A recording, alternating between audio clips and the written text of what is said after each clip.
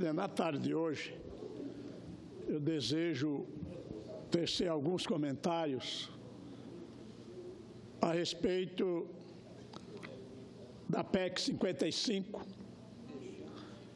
que está na pauta para que a gente possa apreciá-la votando-a no primeiro turno, no próximo dia 29. Estamos diante de uma proposta da qual se diz um instrumento necessário e valioso para frear, melhor dizendo, a trajetória de crescimento dos gastos públicos, retomar o equilíbrio das contas públicas, restaurar a sustentabilidade da dívida pública, reativar a confiança das forças produtivas, reduzir as taxas de juros e, por fim, contribuir para tirar o Brasil da crise. A nós, senadoras e senadores,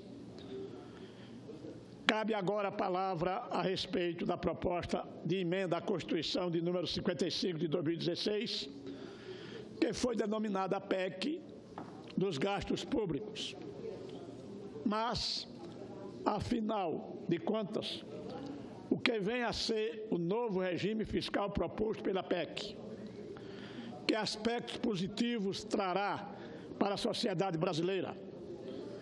E que dimensões negativas acarretará como caso aprovada?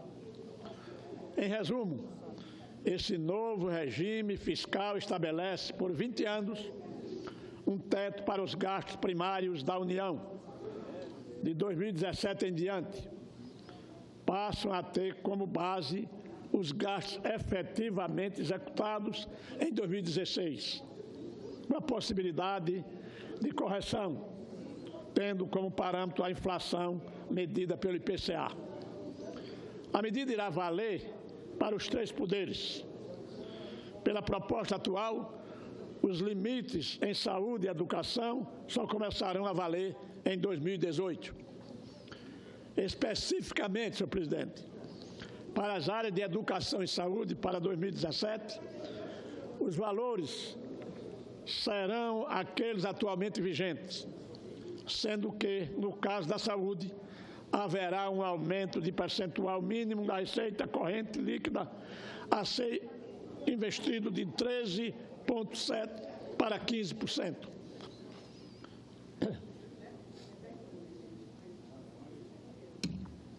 Por outro lado, não entram nesse teto as transferências para estados e municípios previstas na Constituição Federal, nem despesas com calamidade pública ou aquela destinada à realização de eleições, ou mesmo as utilizadas para capitalizar estatais.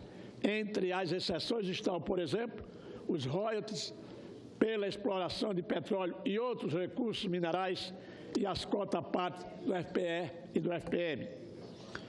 Quais são essas exceções? E de que maneira impactam a educação? Para calamidade pública e investimento em estatais não há previsão. Porém, para as outras tem-se uma avaliação que, de acordo com a Secretaria do Tesouro Nacional, os gastos com transferências obrigatórias, créditos extraordinários e Fundeb corresponderão a cerca de 20% dos gastos totais em 2014 e 2015.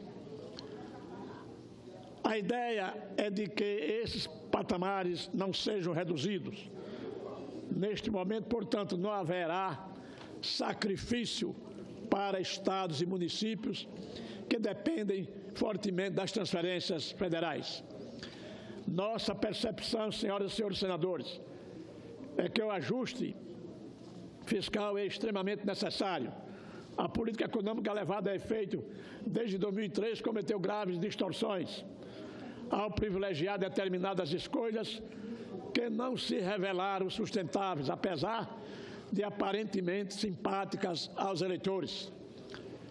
A esse respeito, destaco a política equivocada de isenções e incentivos fiscais concedidos pelo governo federal anterior a alguns segmentos do setor produtivo brasileiro, como foi o caso da indústria automobilística para os carros novos e da indústria de eletrodomésticos para eletrodomésticos da linha branca, geladeiras e fogões. Qual era o rendimento, o sentimento naquela oportunidade, senhor presidente? Era que, atendendo a esse setor produtivo da indústria branca de automóveis, haveria a preservação do emprego. Era para preservar o emprego. Nem se preservou o emprego e as vendas caíram. Consequentemente, ao meu ver, no meu entendimento, o que aconteceu ali foi fazer caixa para essas indústrias e que não resolveu absolutamente nada e quebrou o país.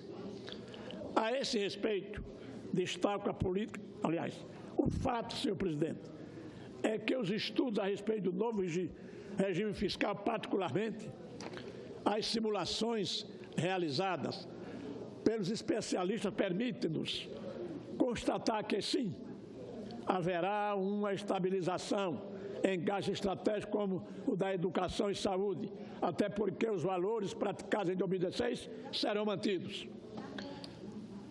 Mas a questão fundamental é, se não iniciarmos de imediato a reversão da tendência observada nos derradeiros anos, a dívida pública crescerá de maneira incontrolável. Atualmente, a relação dívida bruta-PIB é de 76%. Com a aprovação da PEC 55 de 2016, essa relação dívida bruta-PIB cairá em 2036, segundo projeções para 37,3%, ou seja, estará em patamar compatível com a dívida dos países emergentes. Com a aprovação da PEC 55, haverá melhoria no resultado primário. As projeções são de que saiamos de um déficit de 1,8% do PIB para um superávit de 6,4% em 2036. Isto equivale a dizer, senhoras e senhores senadores, que sem a PEC dos gastos públicos, o déficit subirá dos atuais 1,8% para 10,4%, em percentual impossível de ser administrado. Qual seria o resultado? Obrigatoriamente teria de haver corte de gastos para financiar um déficit primário dessa magnitude. Segundo os especialistas que nos auxiliam neste estudo, se a PEC dos gastos públicos não for aprovada, o déficit primário seguirá aumentando, podendo em 20 anos ser superior a 10% do PIB e, para piorar a relação dívida bruta-PIB atingiria 272%.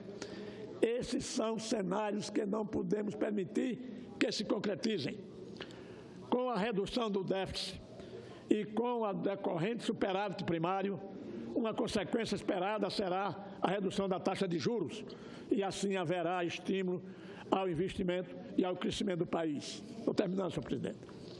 Sabemos, contudo, que o novo regime fiscal em si não é suficiente para que sejam alcançados os objetivos pretendidos. Portanto, ao aprovar a PEC 55, o Congresso Nacional deve se preparar para, na sequência, aprovar profundas reformas na legislação, ajuste para reduzir as atuais taxas de crescimento de gastos primários obrigatórios.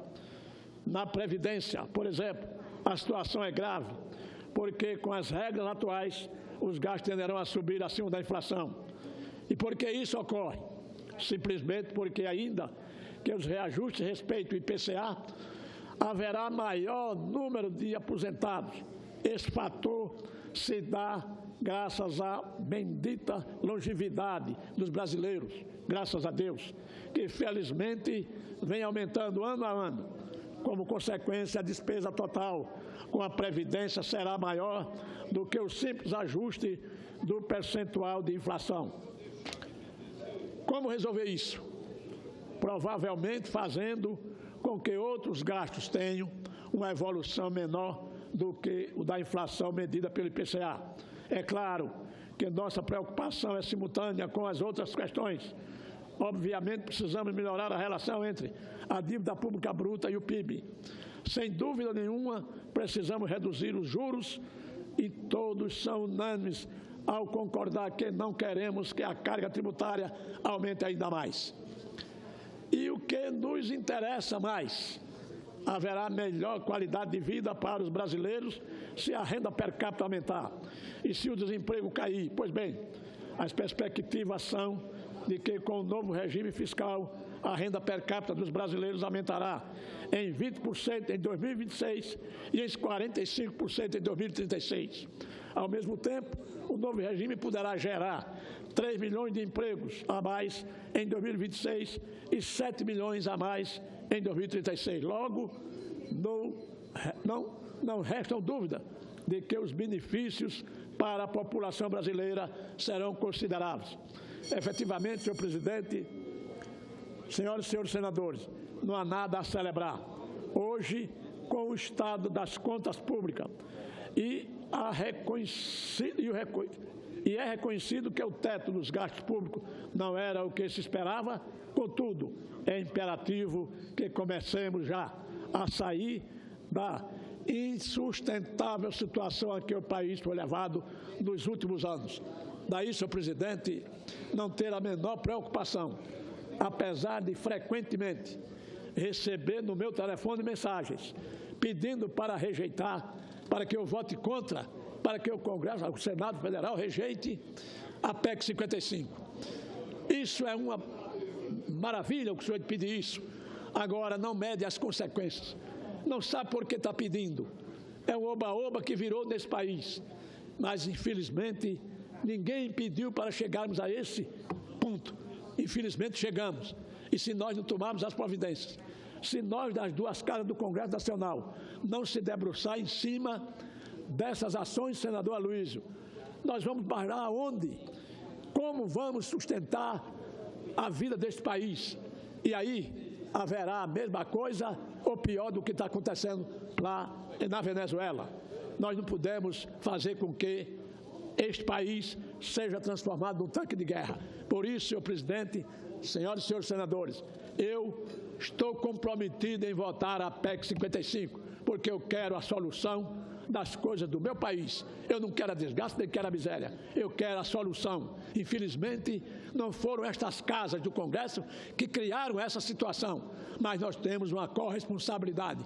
Daí, contar comigo, nobre líder, digo a Vossa Excelência, como líder do governo nesta casa, que nós estamos comprometidos.